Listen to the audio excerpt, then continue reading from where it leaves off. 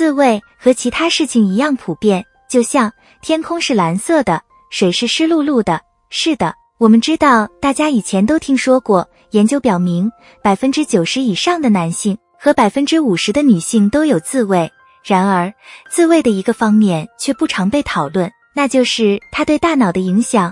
自慰可以是健康的，也可以是危险的，这取决于自慰的频率。我们的目的是帮助我们的观众了解并科普给大家自慰对身体和精神的影响，因为它会对健康、幸福感和个人生活产生重大影响，尤其是对那些正在与强迫性自慰做斗争的人。那就开始啦。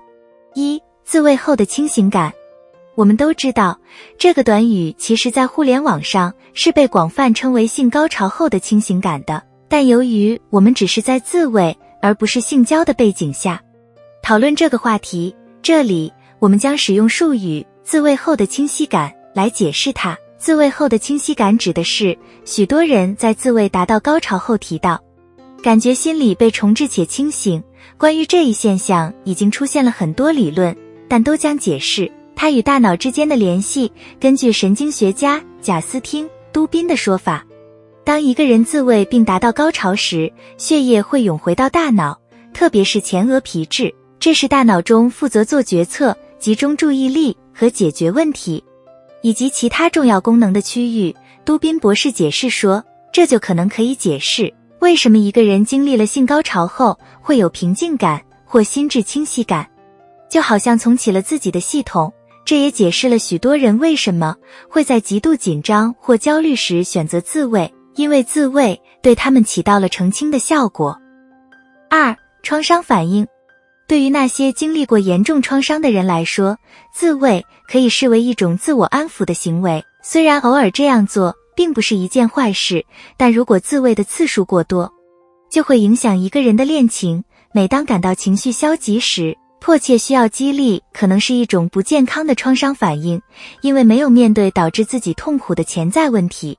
根据亚历山大·卡特哈基斯博士的说法，焦虑、恐惧、嫉妒和其他原始情绪可以立即触发自我愉悦的需求，通常是如此之快，以至于成瘾者没有时间在压力源和他或他对压力的反应之间建立联系。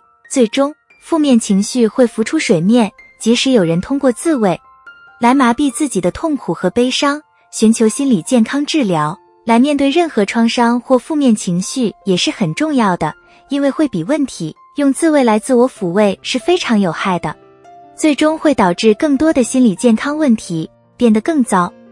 3. 快乐荷尔蒙。自慰的一个积极作用是它的情绪提升作用，这里说说它的工作原理。快乐荷尔蒙由内啡肽、血清素、催产素和多巴胺等组成。每当吃一口自己最喜欢的食物或看自己最喜欢的电视节目时，大脑就会释放出一种幸福荷尔蒙的混合物，自慰也不例外。当一个人必须放松时，这些激素会向大脑发出信号，减轻压力，帮助放松。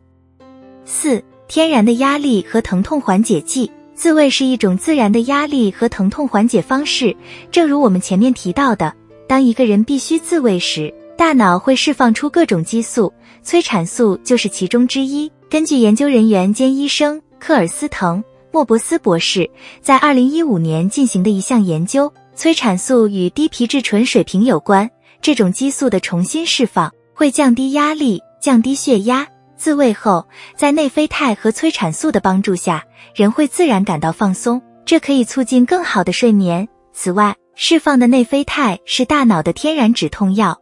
在2013年的一篇同行评议文章中，研究发现，参与性活动可以减少偏头痛和丛集性头痛，其中包括自慰。5. 自慰会让人上瘾。任何好事做得太多，都可能发展成为一个问题。如果做得过度，自慰肯定也会变成一种完全的成瘾。我们之前提到过快乐激素，但有一种激素在自慰过于频繁的时候就会引发上瘾，这种激素就是多巴胺。多巴胺负责大脑中的快乐和奖励，过度刺激会激活蛋白质 Delta Phos， 这是一种可以调节大脑奖励系统的蛋白质。当一个人从事成瘾行为时，它会积累起来。这种蛋白质就像大脑中的开关一样工作，并且会产生新的神经通路来应对过度刺激，比如频繁的自慰会释放多巴胺。一个人自慰的次数越多，这个开关就越容易被触发，而且还很难停止，因为大脑现在就会总是渴望自慰，每次他都会想要和以前一样的快感。所以说，在适度的情况下，自慰是没什么问题的，但如果过度的话，自慰就会像诸如色情、赌博或毒瘾之类的其他任何成瘾一样重塑大脑。6. 潜在疾病。这一点可能令人惊讶，但许多潜在疾病会使人难以自慰，并使人感到更大的压力。那些经历性功能障碍的人，如阴道或勃起功能障碍，可能会因为这些情况而在自慰过程中感到情绪疲惫和沮丧，这可能会因心理健康问题而加剧。正如我们之前提到的，创伤是一些人必须减少强迫性自慰的原因，但创伤和情绪困扰也会导致一个人完全停止自慰。如果有小伙伴遇到自慰困难或任何类型的性功能障碍，向医学专业人士咨询是非常重要的，因为他们可以推荐正确的治疗方法。大家对这些观点感到震惊吗？打算继续做这些事，还是停下来？不管怎样，自慰会在某种程度上会影响我们的心理健康，提供短期的释放。但就像任何长期的东西一样，它会变成一种依赖。如果大家喜欢这支影片，我们还有一支关于色情对大脑影响的影片。感谢收看，下支影片不见不散。